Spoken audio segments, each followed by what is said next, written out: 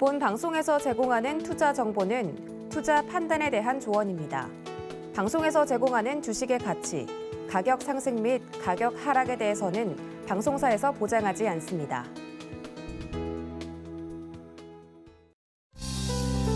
시청자 여러분 안녕하십니까? 최은정입니다. 오늘 국내 증시에서 코스피 지수는 보합권내 움직임을 나타내고 있습니다. 한국은행이 오늘 금융통화위원회를 열고 기준금리를 3개월 만에 인상시켰습니다. 이로써 기준금리가 이제 1.5%가 됐는데요. 치솟는 물가를 잡기 위함이고 미국이 기준금리를 0.5%포인트 빅스텝으로 인상을 시키기에 앞서서 선제적인 대응이었다라는 평가가 나오고 있습니다. 예견된 일이었기 때문에 오늘 시장은 크게 움직이지는 않는 상황인데요. 앞으로 시장 분위기 어떻게 대응하면 좋을지 오늘도 저희와 함께 하시면서 대응 전략까지 짜가시기 바랍니다. 저희 방송은 유튜브를 통해서도 함께 참여하실 수가 있는데요. 검색창에 서울경제TV 검색하고 들어오셔서 시장과 관련된 궁금증 남겨주시면 반영해서 알려드리도록 하겠습니다. 저희 방송에서 제공하고 있는 정보는 투자 판단에 대한 조언입니다. 해당 주식의 가치나 수익률을 보장하고 있지는 않습니다. 서울경제TV와 서울경제신문은 당사의 브랜드입니다. 서울경제TV 증권과는 무관하며 또 기타 유사 명칭에도 주의해 주시기 바랍니다. 그럼 본격적으로 오늘장 내일장 시작합니다.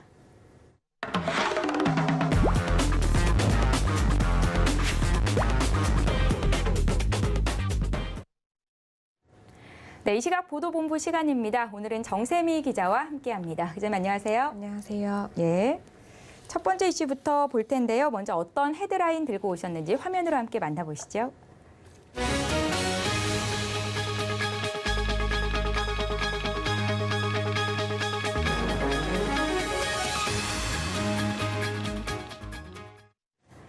네, 한국은행이 기준금리를 인상시켰습니다. 어제까지만 해도 인상과 동결 의견이 팽팽하게 맞섰는데 어떤 이유에서 이렇게 진행이 된 건지 좀 설명해 주십시오. 네, 오늘 한국은행이 지난 1월 이후 3개월 만에 다시 기준금리를 올렸습니다. 한국금융통화위원회는 이날 통화정책방향 회의를 열었는데요. 이 자리에서 현재 연 1.25%인 기준금리를 1.5%로 0.25%포인트 인상했습니다. 기준금리 흐름 살펴보면요. 앞서 2020년 3월 금통위는 코로나19 충격으로 경기 침체가 예상되자 기준금리를 한 번에 0.5%포인트 낮춘 바 있습니다. 또 같은 해 5월 추가 인하로 두 달 만에 0.75%포인트나 금리를 빠르게 내렸는데요. 이후 9번의 동결을 거쳤습니다. 지난해 8월 마침내 15개월 만에 0.25%포인트 인상이 이뤄졌고 이 시기가 통화정책 정상화의 시작점이 된 것으로 보입니다. 결과적으로 기준금리는 작년 11월과 올해 1월 그리고 이번까지 최근 약 8개월 동안 0.2%포인트씩 4차례 총 1%포인트 올랐습니다. 예, 시장에서는 이번 결정이 다소 예상 밖이다라는 의견도 있던데요. 이렇게 기준금리가 1.5%대 수준으로 복귀를 했는데 그 배경은 어떤 것들이 있을까요? 네, 당초 4월 동결, 5월 인상의 무게가 실렸는데요. 네. 이주열 전 총재의 퇴임 이후 총재직이 공석인데다 정권 교체기 등의 여러 이슈가 있었기 때문입니다. 그럼에도 금리 인상이 이뤄진 건 최근 인플레이션 압력이 가장 큰 영향을 끼친 것으로 보입니다. 우크라이나 사태 등으로 국제 유가가 급등하며 3월 소비자 물가지수가 4%대의 상승률을 기록했는데요. 물가 충격에 대응함과 동시에 물가를 최우선 과제로 선언한 새 정부와의 정책 공조도 고려됐을 것으로 보입니다. 미국 연방준비제도의 금리 인상 가능성도 배경으로 꼽힙니다. 이전까지 한국의 기준금리는 미국보다 0.75%포인트 높은 상태였는데요. 예상대로 연준이 인상을 단행한다면 역전될 가능성도 있기 때문입니다. 금통위가 지난해 8월 주요 선진국보다 선제적으로 금리 인상에 나섰지만 다시 격차를 미리 더 벌려놓을 필요가 있다고 판단했던 것으로 보입니다. 실제로 이번 0.25%포인트 인상으로 일단 격차는 1%포인트 이상 커졌습니다. 예, 최근 인플레 압력이 컸던 게 금리 인상의 가장 큰 요인이었다 이렇게 분석을 하셨습니다. 이어서는 물가 이슈를 좀 자세히 볼게요. 요즘 물가 흐름이 심상치 않습니다. 수출입 물가도 석 달째 상승세를 이어갔다고요? 네, 역시 한국은행이 오늘 발표한 내용인데요. 3월 수출입 물가지수에 따르면 지난달 수입 물가지수는 148.8입니다. 전월인 2월보다 7% 이상 올라 3개월 연속 상승세를 이어갔습니다. 1년 전과 비교하면 35% 넘게 뛴 겁니다. 원자재 가격이 뛰면서 원재료는 광산품을 중심으로 전월 대비 약 13% 급등했고요.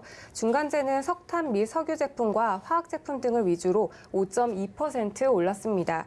자본재와 소비재도 각각 0.7% 그리고 1.3%씩 오른 모습입니다. 지난달 수출 물가지수는 125.03인데요.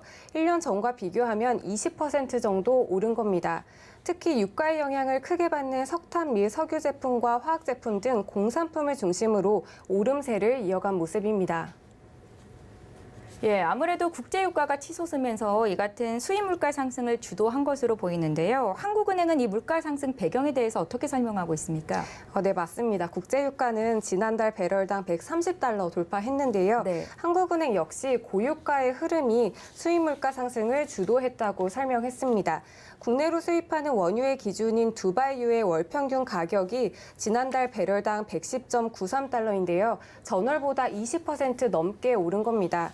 환율의 문제도 있습니다. 현재 원달러 환율은 1,200원을 넘는 높은 수준에서 움직이고 있는데 이러한 추세도 물가 상승을 부채질한 요인이 된 겁니다. 문제는 환율 상승이 장기적으로 이 수입 물가와 생산자 물가, 소비자 물가의 동반 상승으로 이어질 수 있다는 점인데요. 때문에 한국은행은 당분간 인플레이션 압력이 커질 것으로 전망했습니다. 러시아의 우크라이나 침공으로 에너지 가격이 급등한 데다 공급망 차질 문제까지 겹쳤기 때문입니다. 그 결과 올해 연간 소비자 물가 상승률 전망치가 기존에 제시한 3.1%를 웃돌 가능성이 높아졌다고 진단했습니다. 예, 이제 마지막 이슈 보겠습니다. 지난해 보험사의 재무 건전성이 나빠진 것으로 나타났습니다. 이러다가 보험 청구를 하면 돈을 못 받는 것 아니냐라는 우려까지 나오는 상황인데요. 왜 그런 겁니까? 네, 보험회사의 재무 건전성을 측정하는 지표가 있는데요. 네. RBC 비율입니다. 이 보험업법에서는 RBC 비율을 100% 이상 유지하도록 규정하고 있습니다. 그런데 지난해 12월 말 보험회사의 RBC 비율이 246.2%로 나타났습니다. 이는 전분기 말보다 8.3%포인트 낮아진 건데요. 손보사 RBC 비율도 231.4%로 전분기 말 대비 10%포인트 가까이 떨어졌습니다. 전체 보험사 가용 자본으로 보면 161조 7천억 원 규모입니다. 3조 원 이상 줄었는데요. 금리 상승 등에 따른 매도 가능 증권 평가 이익이 줄었고 또 현금 배당 예정액이 발생했기 때문입니다. 요구 자본은 65조 7천억인데 8천억 원이 는 겁니다. 운용자산 증가에 따른 신용 위험액이 증가한 것이 주요 원인으로 꼽힙니다. 예, 그러니까 금리가 상승하면서 자본은 가용할 수 있는 자본은 줄어든 반면에 요구 자본이 증가한 거다 이런 말씀이신데요. 업권별로도 좀 살펴주시죠. 네, 업권별로는 생명보험사의 RBC 비율이 7%포인트 넘게 내린 254%로 집계가 됐습니다. 네. DB생명은 전분기보다 2%포인트 이상 늘어 157%로 조금 나아졌지만 전분기에 이어 생명보험사 중 가장 낮습니다. 가장 하락률이 컸던 생명보험사는 라이나 생명입니다. 36%포인트 넘게 내려간 309%인데요. 이외에 삼성생명은 6%포인트, 한화생명과 교보생명은 각각 8%포인트와 17%포인트 떨어졌습니다. 손해보험사의 RBC 비율은 10%포인트 가까이 하락한 231.4%로 집계됐습니다. 부실 금융기관으로 지정돼 매각 절차를 밟게 된 MG손해보험의 RBC 비율은 88.3%인데요. 법 기준에 미치지 못하며 전체 보험사를 통틀어 가장 낮았습니다. 금감원은 보험사 RBC 비율이 여전히 보험금 지급 의무 이행을 위한 기준인 100%를 크게 상회하고 있다며 RBC 비율 취약이 우려되는 경우 선제적 자본 확충 유도 등 건전성 감독을 강화할 계획이라고 말했습니다. 네, 금리 인상부터 물가, 보험사 이슈까지 들어봤고요. 지금까지 기자님과 함께했습니다. 여기서 보내드릴게요. 고맙습니다. 감사합니다. 정세미 기자님.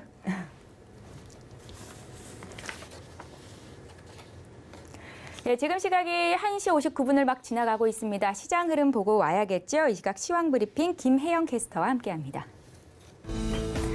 안녕하십니까. 캐스터 김혜연입니다. 전일 미증시는 실적 시즌을 앞두고 반등이 나와줬습니다. 러시아와 우크라이나 사태로 원자재 가격이 치솟게 되고 또 코로나19의 여파도 남아있는 상황이기 때문에 큰 기대를 하기 힘들었었는데요. 이 같은 상황 속에서도 일부 기업들이 예상을 뛰어넘는 호실적을 발표하게 되면서 반등이 나와주었습니다. 이 같은 훈풍은 오늘 아시아 주요국들 증시 전반적으로 불고 있는데요. 다만 오늘 국내 증시만이 그 흐름을 함께하지 못하고 있는 모습입니다. 그럼 자세한 이 시각 지수 상황부터 살펴보도록 하겠습니다. 오늘 코스피 지수가 상승 출발을 했지만 오전장에 빠르게 하락으로 전환을 한 모습입니다. 그래도 현재 이 시간은 강박권 속에서 움직이고 있는데요. 오늘 대형 반도체주들이 하락세가 보이면서 지수에 부담을 주고 있습니다. 현재는 0.06% 오른 2718포인트대에서 거래되고 있습니다. 이어서 코스닥 지수도 확인해 보겠습니다. 마찬가지로 오늘 강한 상승을 보이면서 출발은 했지만 장중에 변동성이 다소 짙게 나타나고 있습니다. 등락을 계속해서 반복하고 있는데요. 현재는 0.3% 오른 고점 부근인 930포인트대에서 거래되고 있습니다. 이어서 수급 상황도 확인해 보시죠. 현재 개인과 기관의 매수가 들어와 주고 있습니다. 개인이 매수폭을 계속해서 축소해 나가곤 있지만 다행히 기관이 장중에 매수로 전환을 한 모습인데요. 기관은 450억 원, 개인은 149억 원 현재 매수세 보여지고 있습니다. 이어서 코스닥의 수급 상황도 확인해 보시죠. 반면 코스닥에서는 개인이 매수폭을 계속해서 확대해주고 있습니다. 현재 757억 원 매수해주고 있고요. 마찬가지로 기관이 장중에 매수로 돌아서 줬습니다. 현재 44억 원 매수의 보여지고 있습니다. 반면 외국인 같은 경우에는 하루 만에 또 매도로 전환하는 모습 나타나고 있습니다. 이어서 오늘장 상승하는 업종 테마도 살펴보겠습니다. 조선주가 연일 강세 흐름을 이어나가고 있습니다. 국내 조선주들이 1분기 수주 호실적에 힘을 입어서 연일 상승세를 기록하고 있는데요. 1분기 수주 실적이 전년 동기 대비 12.5% 증가했다라고 합니다. 이는 이미 올해 연간 수주 목표의 40%를 달성한 수치라고 하는데요. 여기에 유럽에서 러시아 에너지 의존도를 낮추기 위해서 에너지 수입처 다변화에 나서게 되면서 국내 LNG선에 대한 수요 증가도 기대해 볼 수 있다. 라는 이야기 나오고 있습니다. 현대중공업은 현재 1.83% 강세 보여지고 있고요. 삼성중공업과 현대미포조선 모두 2%가 넘는 상승세에 가져가주고 있습니다. 이어서 오늘 하락한 업종 테마도 살펴보겠습니다. 오늘 반도체 관련주 사이에서는 엇갈리는 흐름이 나오고 있습니다. 전일 미증시에서는 반도체 관련주들의 반등이 나왔는데요. 반면 국내 증시 같은 경우에는 삼성전자는 또 하루 만에 이렇게 하락 전환을 하는 모습이 나타나고 있습니다. 반도체 공급 차질에 더해서 수요에 대한 우려가 커지고 있다라고 합니다. 상반기에 지속되는 매크로 불확실성과 중국 봉쇄로 인한 공급 차질, 여기에 러시아의 우크라이나 침공으로 인해서 IT 지출 감소 등의 영향을 받고 있다는 이야기 나오고 있습니다. 삼성전자는 현재 1.3% 낙폭 보여지고 있고요. SK하이닉스도 1.77% 하락세 보여지고 있습니다. 라운테크 같은 경우는 현재 3%가 넘는 하락세 보여지고 있습니다. 이어서 증시 탑10 확인해 보겠습니다. 네, 삼성전자와 SK하이닉스는 앞서 살펴본 듯이 동반 약세가 보여지고 있죠. 오늘 반도체 관련한 종목들이 다소 아쉬운 흐름이 보여지고 있고요. 카카오는 1분기 실적은 아쉽게 전망되고 있지만 중장기적인 시각으로는 기대해 볼 수 있다라는 긍정적인 이야기는 나오고 있지만 주가는 함께 가지 못하고 있는 흐름 보여지고 있습니다. 쇼박스는 오후장 들어서 강한 시세 보여지고 있고요. 서울경제가 뽑은 특징주도 확인해 보겠습니다. 국제선 하늘길이 열리게 되면서 이달 들어 처음으로 국제선 이용객이 1만 명을 돌파했다는 소식에 제주항공이 강한 시세 보여지고 있고요. 유니크는 중국 규정을 적용한 현지 수소차 현대차 넥소가 보조금 혜택을 누리게 되면서 현대차 부품업체인 유니크가 강합니다. 오르비텍은 차기 정부의 출범을 한 달 정도 앞두고 있는데요. 새 원전 건설을 위해서는 기존의 원전을 해체해야 된다는 이야기가 나오게 되면서 폐기물 특허를 보유하고 있는 오르비텍이 시세 보이고 있습니다. 그럼 먼저 쇼박스부터 살펴보도록 하겠습니다. 오후장에 갑작스런 시세가 나타나고 있는데요. 전일 최민식 주연의 이상한 나라의 수학자가 IPTV와 케이블 TV에서 서비스가 시작이 됐다는 소식 전해지고 있습니다. 현재 7%대 강세 가져가주고 있고요. 5,720원에서 거래되고 있습니다. 이어서 살펴볼 종목은 연호가 있습니다. 한국쿨마가 화장품 패키징 전문 업체인 연우를 2,864억 원에 인수하기로 결정을 했습니다. 한국쿨마가 이사회에서 인수 계약 안건을 승인했다라고 전해왔는데요. 이 같은 소식이 오늘 두 종목 다 강한 시세 보여지고 있습니다. 연우는 현재 6%대 강세 가져가주고 있습니다. 마지막으로 살펴볼 종목은 TS 트릴리온이 있습니다. 중국에서 유명 플랫폼을 활용한 마케팅이 성공을 빚고 있다는 이야기 전해주고 있습니다. 중국 티몰에서 현재 TS 트릴리온의 샴푸 대란이 일어나고 있다는 소식 전해지고 있는데요. 장 초반부터 15%가 넘는 상승 보여졌는데 현재도 14%대 강세 가져가주고 있습니다. 지금까지 증시 탑10 확인해봤습니다.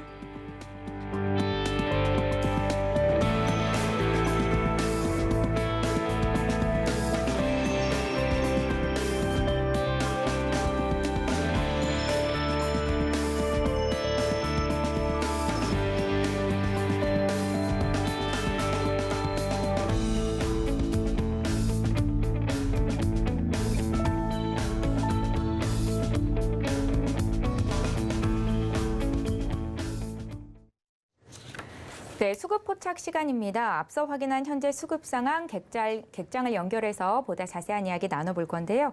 유한타증권 금융센터 동탄 지점의 백인범 과장을 전화로 연결해 보겠습니다. 과장님 안녕하세요. 네, 안녕하십니까? 예, 이 시각 수급 특징주 흐름 어떻습니까? 네, 뭐 일단 전반적으로 봤을 때 이제 종목별 차별화 장세라든가 이제 전일 같은 경우엔 대형주, 또 오늘 같은 경우는 상대적으로 좀 중소형주들에 대한 순환매가 좀 특징적인 모습이었다라고 좀 큰 틀에서 보시면 좋을 것 같고요.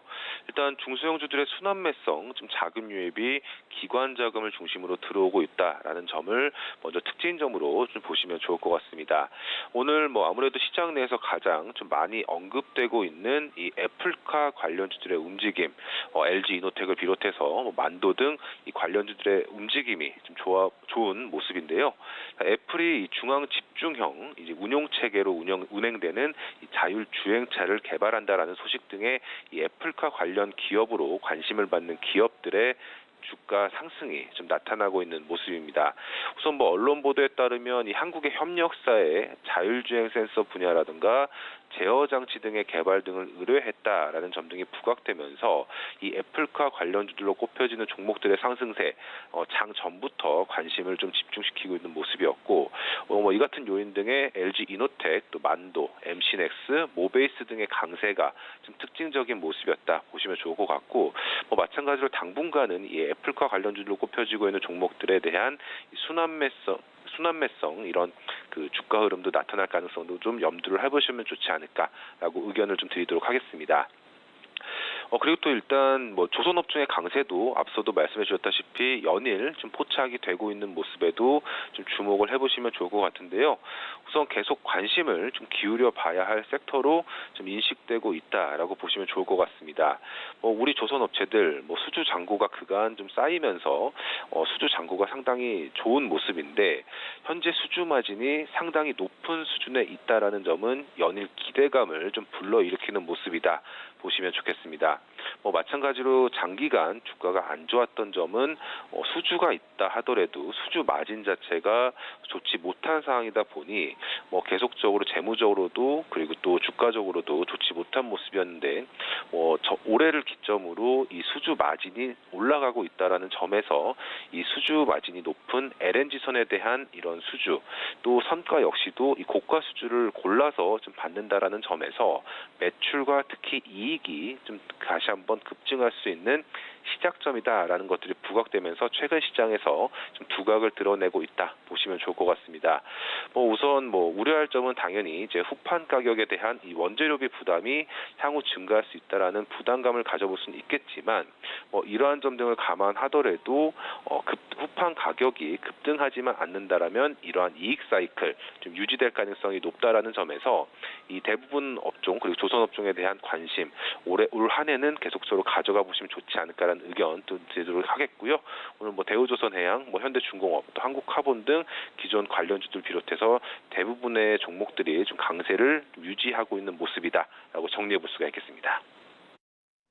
예, 오늘도 종목별 차별화 장세가 지속이 되고 있는데 애플카 관련주의 움직임이 특징적이고 조선업종 강세가 연일 나타내고 있는 점도 주목해야 된다 이렇게 말씀을 주셨습니다. 오늘 과장님께서 포착한 특징주는 어떤 쪽일까요? 네, 오늘도 한국카본 좀 보시면 좋을 것 같습니다. 지난 방송에서도 한국카본 좀 말씀을 드렸었는데 주가가 방송 이후에도 계속적으로 좀 강세를 보여주면서 기대감이 계속적으로 유입되고 있는 모습에 좀 주목을 해보시면 좋을 것 같고요. 일단 5일 연속 오른 상황에서 단기적으로 일부 주가 되돌림을 감안한다 하더라도 추가적인 상승 어느 정도 열어둘 만한 시기다라고 보시면 좋을 것 같습니다. 한국카본 간략히만 보자면 우선은 이 저번에 말씀드렸다시피 이 매출에 대한 한계점을 좀 늘어났다. 그러니까 말 그대로 기존에는 LNG선 대수를 40척 정도로 지금 커버를 할 수가 있었는데 이제부터는 60척 정도로 크게 이 매출과 이익이 늘어날 수 있는 캐파가 좀 늘어났다라고 보시면 좋을 것 같고요. 그렇기 때문에 주가적인 측면에서 봤을 때 한국카본 과거 2021년 1월 4일 고점이 14,750원이었습니다. 그 당시 이제 주가가 1월 6일 주가로 봤을 때 당시 주가 고점의 근거는 2020년도 사상 최대 실적이 기대가 된다라는 점 등이 이 주가 고점에 대한 근거였는데 앞서도 말씀드렸다시피 이 사상 최대 실적을 더 크게 기록할 수 있는 이런 환경이 마련이 되었다라는 점에서 2021년 1월에 주가를 넘길 수 있는 충분한 스토리가 나올 수 있다라는 점에서 관심 있게 지켜보시면 좋을 것 같고요. 내년도 당연스레 최대 매출과 사상 최대 실적이 기대가 된다라는 점. 또 그리고 아직까지는 이런 판가 인상에 따른 이익 성장이 아직 나오고 있지는 않고 있긴 하지만 점점 판가 인상과 그리고 원재료비가 점점 내려가면서 어느 정도 이익 성장 사이클이 늘어날 수 있는 구조로 접어들고 있다라는 점에서 한국카본 계속적으로 관심 있게 지켜보자는 의견 드리겠고요. 직전 고점을 돌파를 일단 시도를 하고 있습니다. 13,000원대의 매물대를 좀 돌파를 시도를 하고 있는 모습이기 때문에 앞서도 이 과거 사상 최대 실적에 따른 고점인 14,750원을 돌파하면서 신고가 경신도 좀 가능할 것으로 기대가 된다라는 의견 드리도록 하겠습니다. 예, 업종별, 종목별 순환매가 나타나면서 하루 오르고 하루 빠지는 대응하기 참 어려운 시장인데요. 한국카본 같은 경우에는 금주에만 20% 가까이 올랐습니다. 때문에 더 주목해볼 만한 이유가 되지 않나라는 생각도 듭니다. 유한타증권 금융센터 동탄 지점의 백인범 과장과 함께했습니다. 말씀 잘 들었습니다. 네, 감사합니다. 예, 마켓 로드맵 시간으로 이어가겠습니다. 오늘 시장을 주도하는 업종과 이슈에 대해서 심층 분석해 보는 시간이고요. 루크 투자연구소의 임순재 대표와 함께합니다. 대표님 안녕하세요. 네, 안녕하십니까? 예, 오늘 오전장에 이 LG전자와 SM이 헬스케어 콘텐츠 관련 법인을 설립한다라는 소식에 주가가 강세를 보였는데요. 또 인바이오젠이 메타버스 기반 종합 헬스케어 플랫폼 사업을 본격화한다라는 소식도 전해졌습니다. 자세히 좀 들어볼까요? 네, 최근 들어 이제 헬스케어에 대해서 관심들이 조금씩 이제 있어지는 그런 상황이다라고 보시면 되는데요. 이런 와중에 LG전자와 SM 엔터테인먼트가 이제 피트니스 캔디라는 이제 합작 법인을 이제 설립을 한다라는 이제 그 내용을 발표를 했습니다. 네. 일단 양자, 특히 LG전자 같은 경우에 지금 보유한 다양한 이제 디지털 기술이 있고요. 이걸 좀 더 여러 분야로 확대를 하기 위해서 지금 협력을 많이 취하고 있다라고 보시면 될 것 같고요. SM 엔터테인먼트 같은 경우는 이제 자체적으로 갖고 있는 이런 IP들이 있습니다. 일단 아이돌에 관련된 IP들이 강하게 보유를 하고 있기 때문에 이거를 활용한 이제 다양한 컨텐츠로 확장을 하려고 하는 그런 이제 그 욕구들이 있는데 양 회사가 그런 욕구가 같이 맞아서 이런 합작법인이 만들어지지 않았나라는 생각이 들고 있고요. 지금 현재 그 만들어지는 추세로 보면 5월이나 6월경에 이제 본격적으로 합작법인이 활동을 할 걸로 그렇게 예상을 하고 있는 그런 상황입니다. 예. 일단 합작법인은 이제 피트니스 캔디라고 하게 되면 이제 여러 가지 이제 컨텐츠로 할 걸로 지금 예상이 되는데요. 그 중에 이제 가장 첫 번째로 할 컨텐츠는 이제 홈트 관련된 분야가 아닐까라는 생각을 해보고 있습니다. 코로나 이후에 홈트 많이 하시죠? 홈트 하시나요, 앵커님은? 예, 저 홈트 하죠. 네, 저는 안 하지만 저희 집사람이나 아이들도 이제 홈트를 하게 되는데요. 이렇게 홈트 관련돼서 하는 이제 그런 유튜브나 아니면 여러 가지 이제 SNS들이 있습니다. 그걸 통해서 최근에 이제 많이 늘어나는데 이렇게 이제 대기업에서 진출을 한다라고 하게 되면 보다 이제 퀄리티가 있는 또 그리고 이제 유료화될 수 있다라고 하게 되면 이걸로 인해서 회사 입장에서 보면 추가적인 이제 매출을 창출할 수 있는 그런 뭐 내용 아닌가라는 생각이 들고 있고요. 네. 특히 뭐 지금 뭐 관련돼서 뭐 모델 한혜진 씨나 뭐 방송인 최여진 씨, 그다음에 댄서 마이키드 등을 이제 일단 굉장히 섭외, 구체적으로 네네, 예. 섭외가 이제 어느 정도 됐다라고 지금 얘기가 되고요. 뭐 일단 나오는 사람으로 봐서는 뭐 필라테스나 요가, 댄스 같이 일단 뭐 여성 중심적인 그런 이제 컨텐츠가 만들어지지 않을까라는 생각을 해보고 있습니다. 네. 이와 더불어 이제 인바이오젠 같은 경우도 오늘 이제 그 야쿠르트, 그다음에 비썸 라이브, 제논 플랜, IT, 차움 등과 같이 그 이제 종합 헬스케어 플랫폼을 구축하겠다라는 이제 MOU를 체결했다라는 얘기가 나왔습니다. 특히 이제 뭐 각 참여하고 있는 업체를 본다라고 내용을 다 보면 이제 개인별 유전자 분석서부터 시작을 해서 맞춤형 건기식 구매까지 할 수 있는 일괄적으로 할 수 있는 그런 이제 회사들입니다.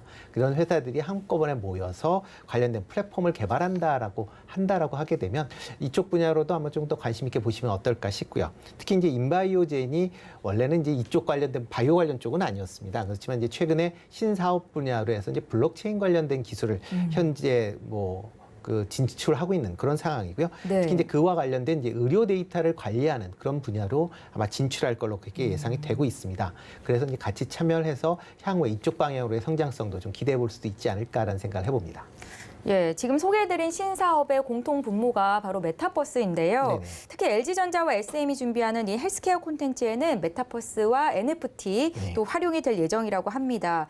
헬스케어 플랫폼에서 메타버스와 NFT가 어떻게 접목이 될지 궁금한데 좀 설명해 주실래요? 네, 뭐 일단 뭐 헬스케어 관련돼서 뭐 여러 분야가 있긴 하지만 지금 예. 이제 나와 있는 두 회사 같은 경우에 관심 있게 보시는 건 이제 디지털 헬스케어다라고 보시면 될 것 같습니다. 그러니까 디지털 기기가 최근에 발달하면서 이를 활용한 이제 헬스케어가 이제 좀 더 그 확대가 좀 더 많이 될 수 있다라고 보시면 될 것 같고요. 이렇게 이제 디지털화 된다라고 하면 개인별로 이제 정보가 저장이 가능하다라고 보시면 될 것 같고요. 다른 사람들과의 인터넷 연결도 좀 더 수월하게 진행될 수 있다라고 보시면 되겠습니다. 대신 이제 개인정보가 들어가기 때문에 이거에 대한 이제 보안 문제가 같이 이제 불거질 수가 있으니까 그런 네. 점도 좀 감안을 해서 좀 보시면 어떨까 싶고요.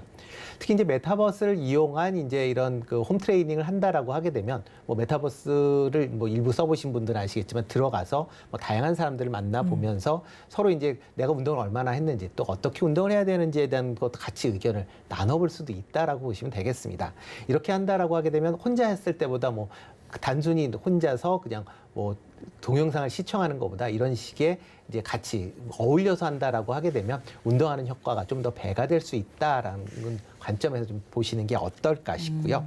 또 하나는 이제 NFT 관련 쪽은 조금 전에도 말씀드렸듯이 이제 보안 관련된 분야에 이제 포커스가 맞춰져 있다라고 보시면 될 것 같습니다. 특히 이제 개인정보를 이제 블록체인화하면서 보다 이제 보안성을 강화시킨다라고 보시면 될 것 같고요. 단순하게 이걸로 끝나는 게 아니라 과거에 내가 갖고 있었던 어떤 행동을 했었던 정보가 이제 계속 쌓인다라고 보시면 될 것 같고요. 이런 쌓인 정보를 바탕으로 해서 개인 맞춤형 뭐 관리나 처방 뭐 이런 것도 가능해지는 그런 이제 시대로 이제 변경될 수 있다라고 보시면 될 것 같고요. 그런 관점에서 좀 접근하시면 좋지 않을까 싶습니다. 다만 이제 시장 자체가 아직 초기 단계로 인해서 아직 경쟁이 좀 격화되고 있는 그런 분야이기도 합니다. 아직 뭐 모든 이제 단순히 유통기업뿐만 아니라 IT 대기업들도 지금 시장 참여를 계속 노리고 있는 그런 분야다라고 보시면 될 것 같고요. 뭐 일단 그 시장이 어느 정도 성숙할 때까지 각 개별 기업에 대해서는 뭐 수익보다는 이제 시장을 얼마만큼 이제 점유하는 이제 마켓쉐어 부분으로 좀 더 집중하게 될 수 있을 것 같고요. 대신 소비자 측면에서 보면 편익이 상당 부분 증가할 수 있다라는 긍정적인 측면은 뭐 충분히 있다라고 생각이 됩니다. 예. 오는 2030년이 되면 국내 헬스케어 시장이 거의 뭐 450조 원 규모로 커질 것으로 예상이 되고 있습니다. 네. 이런 가운데 최근 유통사 빅3인 롯데, 신세계, 현대도 헬스케어 시장으로 진출을 하겠다라고 밝힌 바 네. 있는데요. 어떻게 보십니까? 헬스케어 시장이 굉장히 커지겠네요. 네, 그렇죠. 뭐 예. 헬스케어는 그러니까 여기서 나오는 헬스케어는 이제 단순하게 뭐 저희가 생각하는 디지털 헬스케어뿐만 아니라 의약품 관련 쪽도 다 포함한 그런 이제 수치다라고 보시면 될 것 같습니다. 네. 일단 지금 뭐 글로벌 헬스케어 시장은 2027년도까지 7,035억 규모, 그러니까 작년에 한 4,600억 달러 정도 됐는데요. 그게 이제 7,000억 달러 이상으로 확대될 것이다라고 지금 전망을 하고 있습니다. 특히 이제 보스턴 컨설팅 그룹에서 이제 나온 이제 추계치를 본다라고 하게 되면 국내 헬스케어 시장은 작년에 237조였는데 2030년도에는 450조 규모로 뭐 지금보다 거의 뭐 2배 가까운 시장 규모가 커질 수 있다라는 그런 얘기가 나오고 있습니다. 특히 이제 이 와중에 이제 윤석열 당선인이 이제 그 후보 시절에 이제 5대 메가테크라는 이제 어떻게 보면 기술 관련된 이제 육성을 하겠다라는 그런 발표를 했었습니다. 그 와중에 이제 바이오 헬스케어도 그거의 한 분야로 이제 포함이 되어 있다라고 보시면 될 것 같고요. 이와 관련돼서 지금 뭐 여러 뭐 공약사항으로만 본다라고 하게 되면 뭐 국무총리 산하에 제약바이오 혁신 뭐 위원회를 설치를 한다. 그리고 관련된 R&D를 뭐 지금 현재 2조 8천억 수준인데요. 이걸 5조 6천억 수준으로 2배 이상 증가시키겠다라는 얘기를 했습니다. 그렇기 때문에 향후 이제 취임을 해서 본격적으로 정책이 집행이 된다라고 하게 되면 이런 바이오 헬스케어 쪽으로도 상당 부분 집중이 되지 않을까. 특히 이제 디지털 헬스케어 분야에 투자가 확대될 걸로 그렇게 기대를 해보고 있습니다. 이런 이제 시장 규모 확대에 따라서 뭐 국내 대기업들의 뭐 참여가 상당 부분 이루어지고 있다라고 보시면 될 것 같은데요. 뭐 대표적으로 이제 유통 3사가 뭐 가장 좀 적극적으로 지금 참여를 하고 있습니다. 롯데 같은 경우는 뭐 실설 범위로 롯데 헬스케어라는 회사를 이제 신설하게 되고요. 거기 한 700억 정도 투자를 할 걸로 지금 예정이 되어 있습니다. 또 특히 이제 롯데 같은 경우 미래 먹거리 사업으로 바이오 헬스케어를 이제 지목을 한 그런 상황입니다. 그렇기 때문에 관련된 투자가 좀 더 집중화될 거고요. 특히 또 최근에 이거와 관련돼서 이제 마곡동에 이제 그 실버타운을 지금 건설을 추진 중에 있습니다. 이렇게 실버타운이 건설이 된다라고 하게 되면 특히 이제 노령층에 대한 건강 관련 데이터의 축적 부분이 상당 부분 될 수가 있고요. 이게 다른 이제 헬스케어 분야에 이제 활용이 가능하다라는 것도 한번 관심 있게 좀 보시면 어떨까 싶고요. 이마트 같은 경우 이제 장내 미생물 라는 이제 마이크로바이옴 관련 기업에 좀 투자를 확대를 하고 있다라고 보시면 될 것 같고요. 네. 현대백화점 같은 경우는 이제 건강기능식이나 화장품 연료 관련된 분야로 집중을 할 것이다, 투자를 확대할 것이다라고 하면서 2000년도에 이제 SK 바이오랜드를 이제 인수하면서 현대바이오랜드라는 이름으로 다시 출발을 하고 있습니다. 그리고 이 외에 이제 이제 통신 관련 회사들도 이제 디지털 헬스케어 관련 쪽 시장에 진출을 하는 그런 모습들을 좀 보이고 있습니다. 예. 정부 정책 기대감까지 쏠리는 상황입니다. 바이오 헬스케어 쪽 눈여겨봐야 할 것 같고 말씀을 들어보니까 한 종목 정도는 포트에 담아야겠다라는 생각도 드는데 바이오 헬스케어 쪽 투자 전략은 어떻게 가져갈까요? 네, 뭐 일단 투자 전략 자체는 아마 성장세는 아마 계속 좀 지속될 거다라고 생각은 하고 있습니다. 그렇지만 이제 그 분야가 아직 그 초기 분야고 그리고 최근 들어 이제 대기업들의 참여들이 이제 급격화되면서 경쟁이 좀 격화되고 있다라는 것도 좀 반영을 하셔야 되지 않을까 싶습니다. 네. 그렇게 되다 보면 이제 참여하는 기업들의 뭐 단기적인 기업의 수익성은 좀 제한적일 수밖에 없는 그런 상황이고요. 좀 길게 보는 그런 게 관점이 좀 필요할 거고요. 특히 자체 기술력을 독자적으로 이제 확보한 기업에 대한 관심 사항을 좀 더 관심 있게 좀 보시면 어떨까. 그러니까 남들이 한다고 해서 뭐 쫓아가는 게 아니라 독자적으로 아니면 아주 어떻게 보면 지금 자체적인 이제 기술을 보유하고 있는 그런 기업 쪽으로 조금 관심 있게 보시면 좋을 것 같고요. 이와 관련돼서 좀 관심 있게 보신 종목 한 두 종목 제가 뽑아왔는데요. 네. 특히 첫 번째는 인바디라는 종목입니다. 인바디 하면 뭐 헬스장 가시면 뭐 전부 한 번씩 또 해보시는 그런 거 중에 하나인데 그 전자체 체내 분석이다라고 보시면 될 것 같고요. 뭐 국내 시장 1위이면서 뭐 글로벌로도 뭐 상당한 경쟁력을 갖고 있는 회사다라고 보시면 되겠습니다.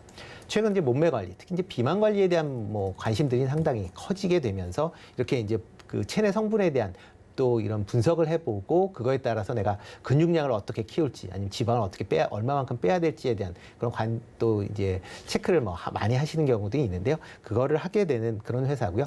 일단 지금 현재로는 뭐 헬스케어나 아니면 병원 중심으로 이제 영업 활동이 이제 진행이 됐는데 이와 더불어 개인형 시장으로도 진출을 이제 본격화 하겠다라고 얘기를 하고 있고요. 특히 이제 해외 시장 관련된 진출이 좀 더 가시화되는 게 아마 오래되지 않을까라는 생각을 해보고 있습니다. 예. 그렇기 때문에 한번 관심 있게 보시면 어떨까 싶고요. 또 하나는 이제 서흥이라는 기업입니다. 서흥은 이제 의학 의약품의 이제 하드 캡슐을 이제 보통 저희가 이제 약을 먹게 되면 알약으로 먹게 되는데요. 그때 알약을 그 코팅하는 그런 이제 기술을 갖고 있는 회사다라고 보시면 될 것 같은데요. 네. 그 외에 이제 건기식 관련된 그런 제품도 많이 생산을 하고 있습니다. 뭐 저희가 건강기능식품 보시면 이제 판매하는 회사가 있지만 또 제조하는 회사들이 있는데요. 뭐 제조하는 회사가 몇 개가 안 됩니다. 그 중에서 서흥이 가장 큰 회사다라고 보시면 될 것 같고요. 이런 이제 그 건강기능식품에 대한 이제 OEM이나 ODM 관련된 뭐 그런 부분에 상당한 경쟁력이 있다라고 보시면 되겠습니다. 예. 특히 최근에 이제 이런 건강기능식품에 대한 이제 관심사들이 많이 또 커지고 있습니다. 특히 코로나 이후에 또 이제 면역력에 대한 또 관심들이 많아지니까요. 이런 건강기능식품에 대한 시장 규모가 커질수록 매출에 대한 성장성도 기대해 볼 수 있으니까 그런 점도 같이 감안해 보시면 어떨까 싶습니다. 예, 바이오 헬스케어 시장이 커지는 상황에서 투자 전략 어떻게 가져가면 좋을지 이야기를 나눠봤는데요. 대표님께서는 인바디와 서흥을 탑픽 종목으로 또 손꼽아 주셨습니다. 루크 투자연구소의 임순재 대표와 함께했습니다. 말씀 잘 들었습니다. 네, 고맙습니다.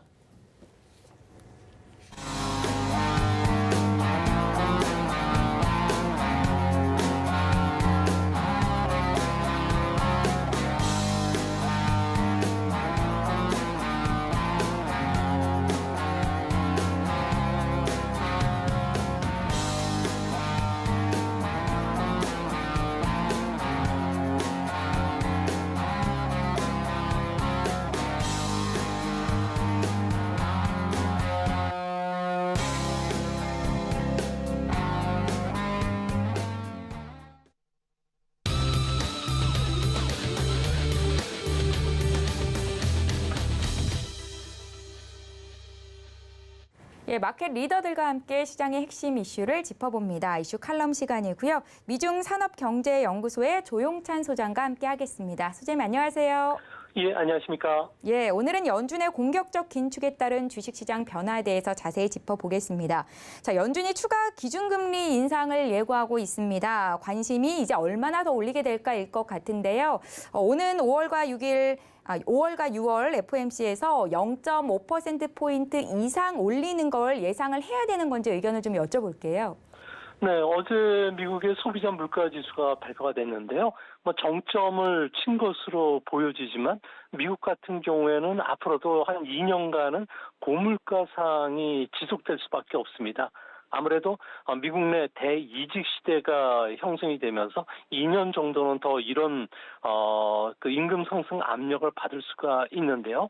이 때문에 5월과 6월에는 50bp 정도의 금리 인상은 피하기는 어려울 것으로 보여집니다.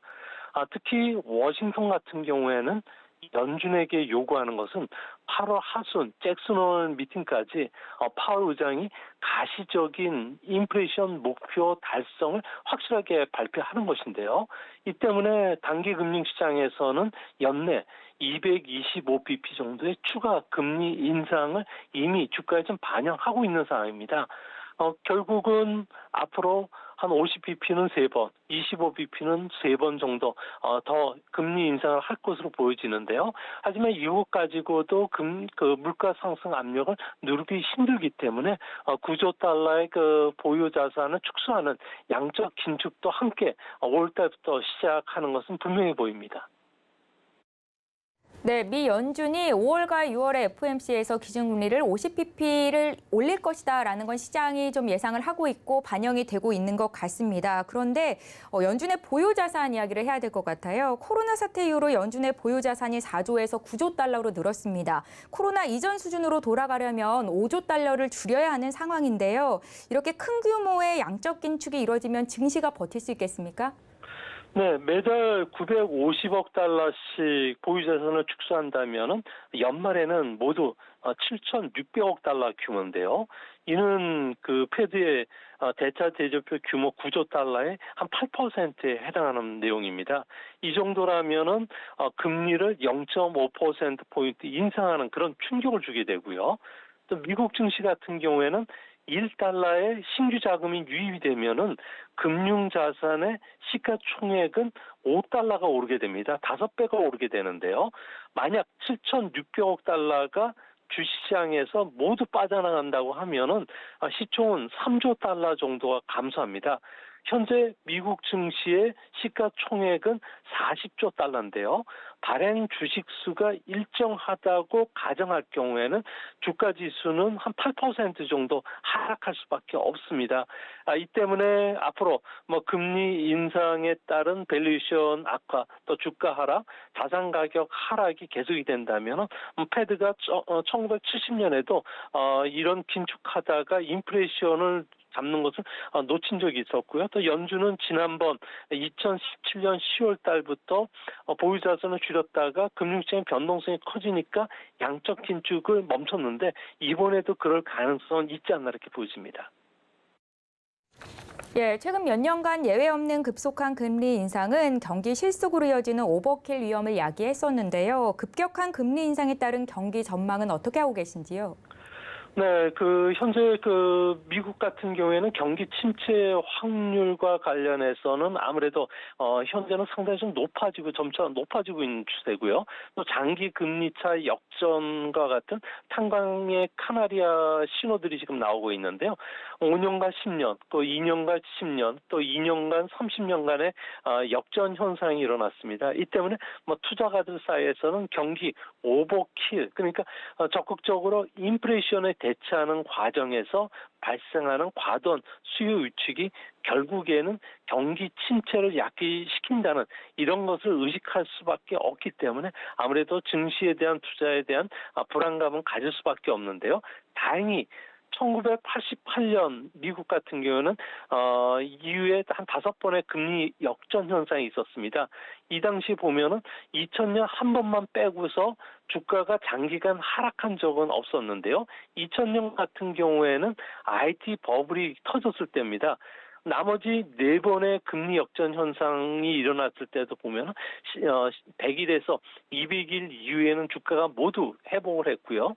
또 경기 침체와 관련해서는 뉴욕 연방은행 같은 경우에는 경기 후퇴 확률은 6% 정도, 그리고 월스트리트 저널 같은 경우에는 경기 침체 확률이 28%로 보고 있는데 과거 경기 침체 국면에 진입할 직전과 비교해 보면 여전히 낮은 수준인 것을 알 수가 있습니다.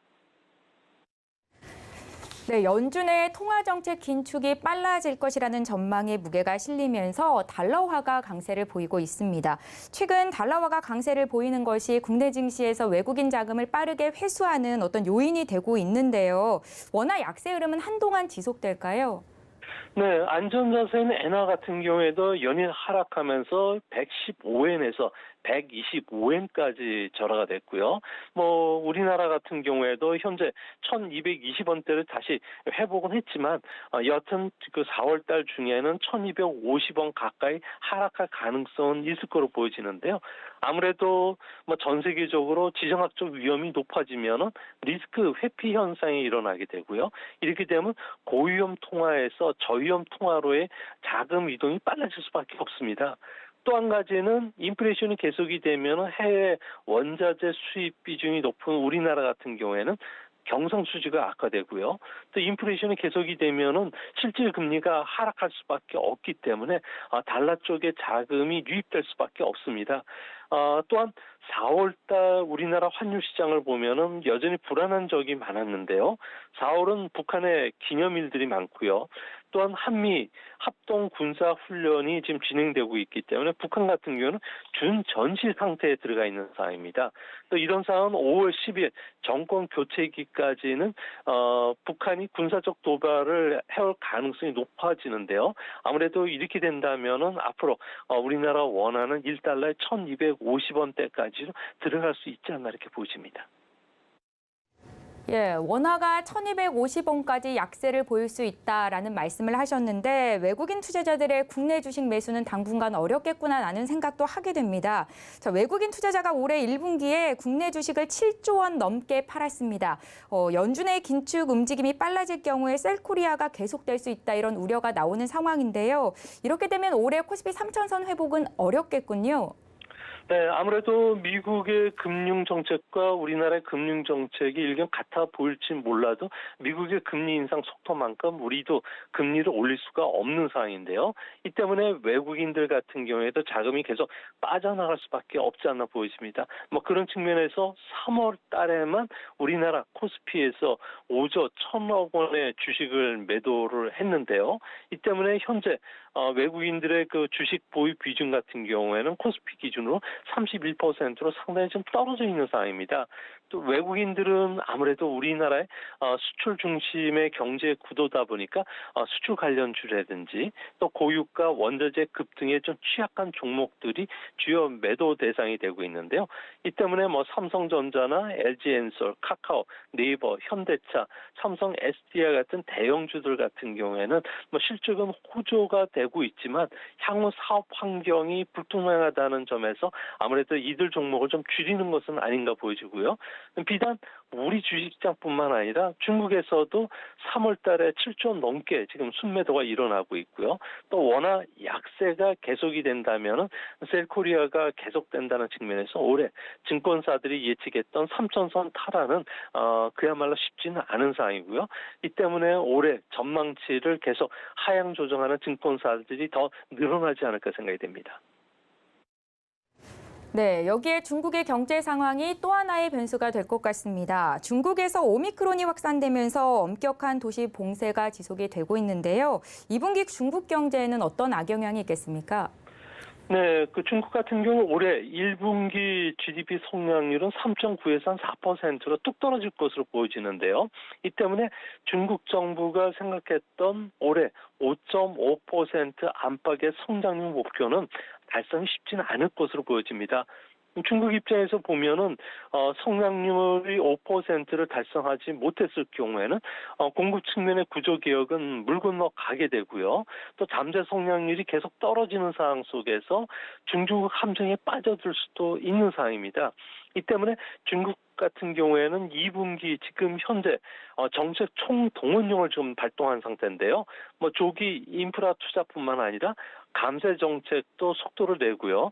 또 탄소 삭감도 잠시 미뤄줄 가능성이 높습니다. 이뿐만 아니라 마지막 그 성장 엔진이라고 할 수 있는 부동산 시장마저도 자극시킬 것으로 보여지는데요. 이제 문제는 제조업에 이어서 GDP의 절반을 차지하는 서비스업 같은 경우에는 코로나 종식이 없을 경우에는 아무래도 더 악화될 수밖에 없기 때문에 아무래도 이러한 경기 부양 효과가 거두기는 여전히 어렵다는 점에서 올해 중국 경제 또 중국 경제의 의존도가 높은 우리 같은 경우에는 성장률이 1%포인트 정도 떨어지면 우리나라의 성장률은 0.3에서 0.4% 정도 떨어지기 때문에 우리나라에도 이런 피해를 주는 것으로 보여집니다.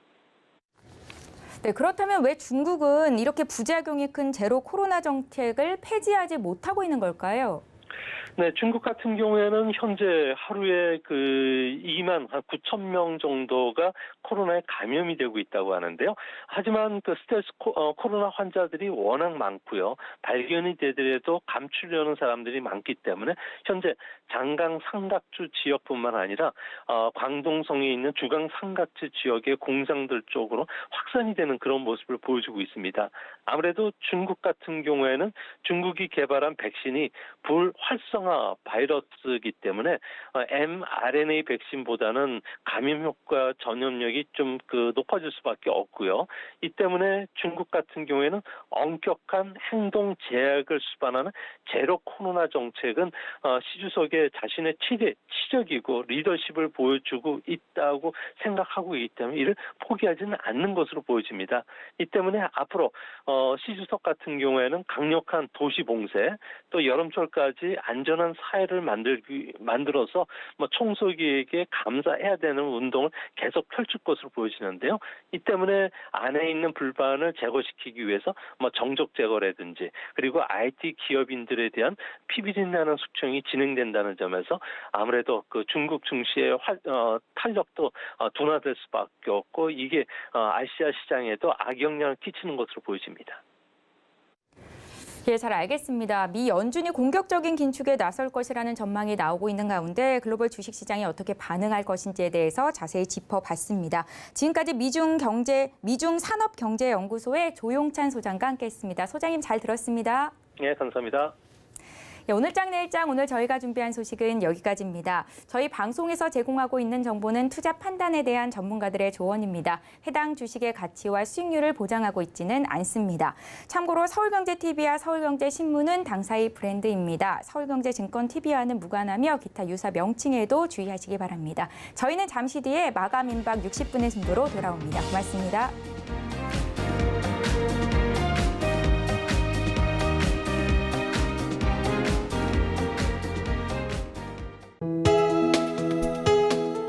본 방송에서 제공하는 투자 정보는 투자 판단에 대한 조언입니다. 방송에서 제공하는 주식의 가치, 가격 상승 및 가격 하락에 대해서는 방송사에서 보장하지 않습니다.